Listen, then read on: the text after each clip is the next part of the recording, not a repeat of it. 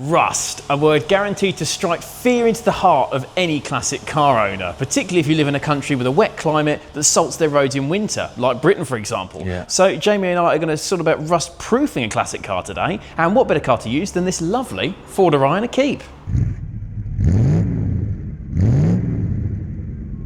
So the subject of our rust proofing exercise today is this lovely 64,000 mile Ford Orion a keep. It's lovely, isn't it? It is absolutely lovely. It's such a sweet. It's so original underneath as well, which is why we want to keep it that way. It's a Ford, they do rot. Yeah. Now, there's half a dozen or more rust proofing products on the market, but today we're using Lanolin. Now, tell me about it. Well, Lanolin, it's actually an organic product, which is why it smells a bit like sheep when we're trying it later on. Uses lanolin. But what it does is, unlike traditional sort of underseals where they form a sort of dry, solid barrier, this stuff remains pliable and flexible. Okay. It means you can actually coat everything. So you can, it's really easy for application point of view. It's absolute real doddle because you just cover everything. So it's got anti-seize properties in there for sort of rust, for bolts. You can cover bushes in it. It's even heat resistant actually, so you don't even have to mask up the exhaust, and it'll help prevent the exhaust from rusting. But where a traditional sort of stone chip or underseal can crack, and then you can get moisture and air in, this, because it's sort of soft and pliable, forms a constant barrier against any moisture or any oxygen, and therefore you cannot get any rust. So obviously you don't want to be rust proofing over a load of mud and dirt and road salt in the UK. No, you just want to obviously get a nice clean back to the metal. You can actually apply over previous underseal, so if there's any factory underseal or anything like that on there, apply straight over the top. It's actually jet wash resistant up to, I think it's a 3,000 PSI. All it does is just blast the dirt off, but the actual coating remains.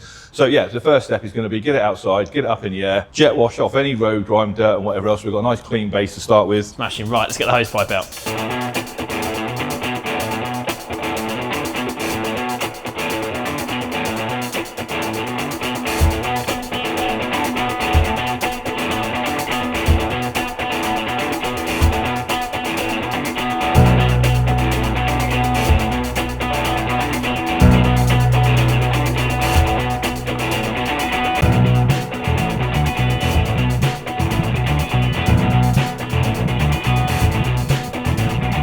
So now the car is been jet washed, we've got rid of all the dirt and grime underneath. A couple of other steps before we can start applying any product. That is, look underneath for any surface rust. Any sort of flaking rust needs to come off, which is why I've got my wire brush. It doesn't have to be bone dry actually, as long as it's not dripping with water. The Lanolin itself will actually force some of the moisture away, so it's not a problem. Just walk around any sort of surface area that wants a little bit of treating, we'll do that. And then, yeah, we're ready to apply. One of the biggest things that puts people off rust prevention or rust protection is they think that the car has to be completely rust-free before you apply it. With this stuff, it doesn't. That's one of the main advantages of it. So any loose stuff come off, any surface rust, we can treat straight over the top. So preparation is actually really simple.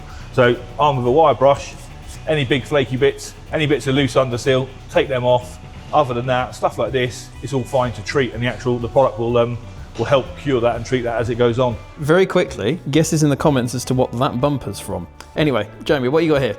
Right, in the kit, the Lanolin protection kit, you get moto grease as part of it's like a two-part kit, so you get this in a spray. This stuff is really thick, and it goes on like a grease, but you use it for protecting sort of vulnerable areas. So I'm going to use it on this one for things like the fuel lines, where we saw that they were a little bit sort of started to corrode. So brush it on, give it more control, and it just gives it a nice thick sort of layer before you put the spray on. And because you brush it, you can be a bit more controlled with it, and you can identify areas that need protecting. It's also really good for things like seams. So if you've got any pressed steel bits with seams, anywhere where corrosion can start really. So yeah, we'll go and try that first. It does smell a bit like a farmyard. It does smell reassuringly sheepy, is how Lanolin describe it. When it comes out of the box, it's rock solid. So you want to warm it up either in a pot of water or in a microwave for 30 seconds, just to make it pliable. And then what we can do is just brush it on nice and thin. Try not to cover you in it, Joe. Nice and thin across all the areas that we want to protect. So it's, this just gives it, treat it like a foundation effectively before you put the spray on. For any areas that you know are going to want a little bit more love. Protect that, but I'll actually treat that rust at the same time. It's one of those jobs that is worth spending an extra sort of 10-15 minutes doing this once a year or every year than it is trying to replace a fuel line. God, anyone who's ever replaced a fuel line will attest to that one. Excellent. Go on then, Bob Ross, you carry on.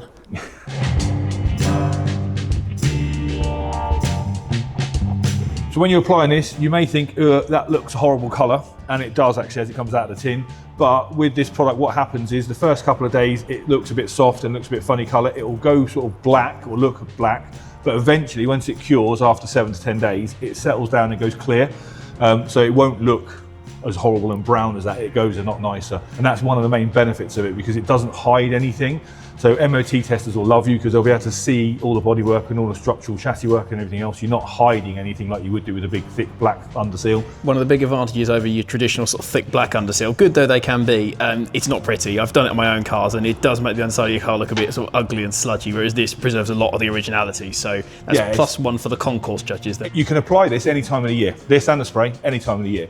But it's probably better as an enthusiast to do it in the summer months so that you know the car is protected and everything's cured, ready for the winter. How many times have you kinked, snapped, twisted or bent a brake line because the union has been corroded to the pipe? Little coating of this stuff, again, be a lifesaver if you ever need to change it. So we've done the one in the pot. I think we'll move on to the next step, shall we? Oh yes. Right, so now it is time to apply the main product, the actual spray, the motor spray.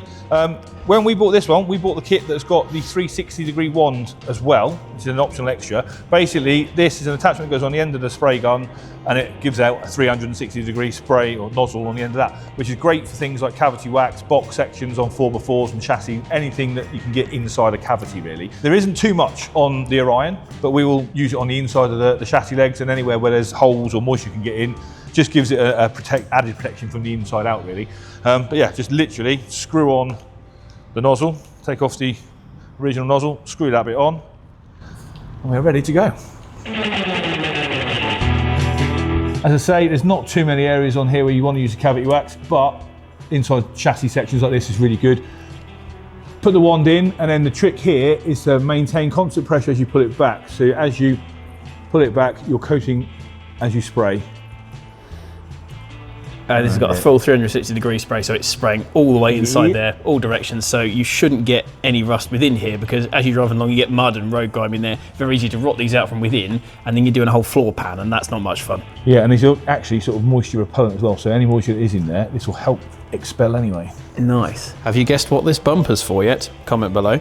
Anyway, so we've done all the cavity wax spraying. What's next? Now it is time to basically coat the whole underside with the spray. Really simple, trigger spray, just nicely mist it on. Don't go too heavy with it. It is actually really surprisingly easy to control, and just go along. And the beauty of this stuff is it doesn't matter if you hit rubbers, if you hit bushes, if you hit brake unions, even electrics it's safe on. So yeah, you basically just apply. It's a little bit sticky when it goes on. After the first day or two it dries, it goes a bit soft, but then after sort of 7 to 10 days, it sort of goes clear, like a sort of satin sort of finish really. The best way to describe it is kind of like a candle wax texture. It's still a bit soft, maybe a little bit softer than candle wax, but that kind of texture.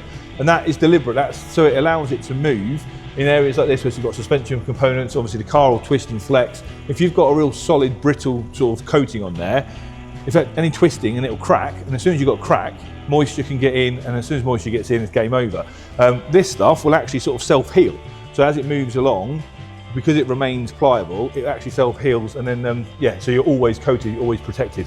The only thing that this does do is you will have to apply it year after year. So it's more of a maintenance thing that you have to top up. When you're getting your car ready for winter storage, just do this. Actually, look, if you see here, you can see where you've been, because when you put it on, it does actually change colour ever so slightly. It looks black almost, if you look up here. It's first instance, it looks black, but it's not, it is clear, or it does dry clear.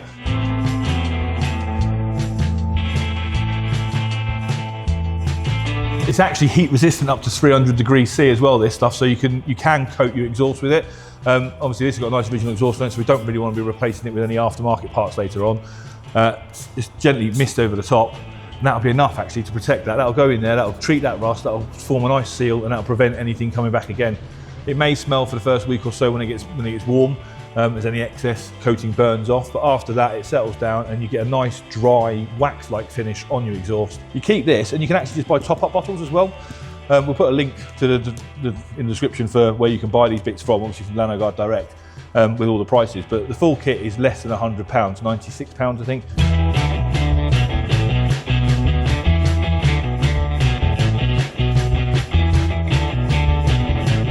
The beauty of this stuff is because it's organic, you don't even need any PPE, just a hat to protect your hair. If you want a bit more control, obviously in here we've got plastic arch lines, so I don't need to cover that because they're not going to rust, but I do want to cover the damper and the hub and make it look pretty, if I just spray a couple of squirts on the cloth that comes in the kit, you can then apply that by wiping it on, and that gives you a nice controlled, neat looking finish. Another area where that comes in really handy, another use for that, is if you've got areas that are prone to rust but you don't really want to sort of cape with any sort of protection, things like battery trays, strut tops, anywhere where it's visible in the engine bay and you want it to look nice.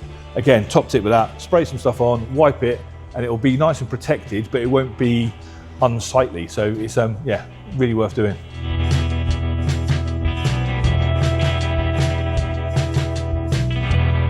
Day 0, it looks a bit like this. Obviously, it's sort of a bit tacky. Don't drive the car for the first 24 hours, that's the advice. It actually cures via the air, so you don't need to worry about it being in a, it's not temperature related or whatever else. So you can park it outside, doesn't matter about dryness, whatever else, park it on your driveway, do what you need to do. It then goes for sort of like day 1 to 3, it's kind of a soft texture. It's about 7 to 10 days it takes to fully cure, after which it goes like a satin finish, candle-like sort of texture. And you'll see it sort of clears up. At the minute it looks a bit black in here. Some of the rust areas that we've gone over in particular do look black, a bit like when you've treated rust. That all goes nice and sort of clearer back again. You can see what you've got, but you can still, if you put your finger in there, you'll still feel, it's there and it's protected.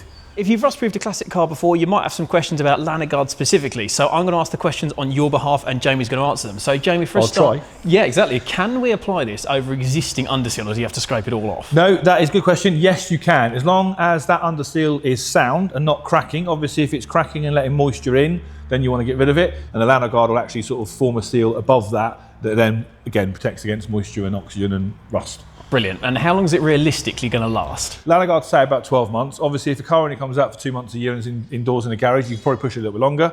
If you're out all day, every day, you might want to be doing it every sort of 6 to 9 months. But as a general rule of thumb, top it up every 12 months. Can you jet wash it? Yes, you can jet wash it.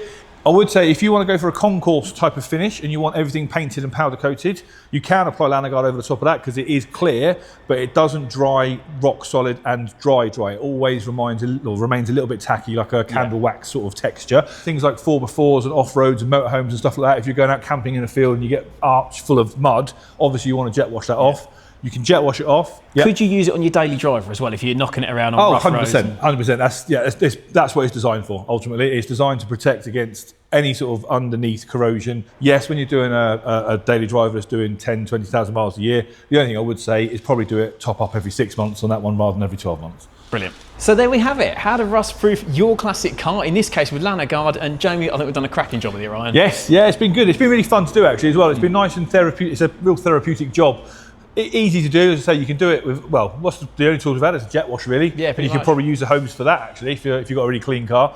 But yeah, it's nice and easy to do. Obviously today we've had the benefit of a ramp for Joe getting underneath with the camera and stuff, makes it a little bit easier, and when you're quite big it's easier.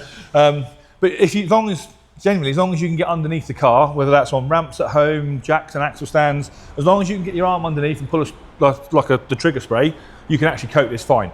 So it's a really easy job to do at home.